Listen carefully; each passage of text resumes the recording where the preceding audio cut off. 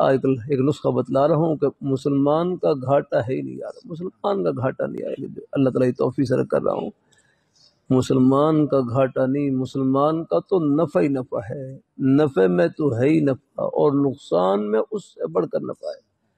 بس اللہ تعالیٰ صبر کی توفیق، دعا کی توفیق، اپنے سیدھے رستے پر چلنے کی توفیق عطا فرما دے، پھر یہ نقصان بھی پتہ نہیں آخرت کتنے نفع سے بھرا ہوا ہے۔ الحمدللہ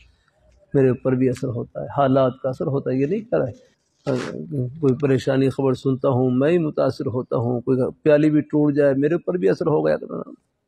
لیکن بس آگے پھر جو تسلی ہے وہ آخرت کی باتوں سے ملتی ہے۔ ہاں یہ نقصان ہوا ہے، اس پر ہم صبر کریں گے تو اللہ پاک کی بارگاہ میں کیا کچھ ملے گا، الحمدللہ بس اس سے پھر حوصلہ ہو جاتا ہے الحمدللہ نا۔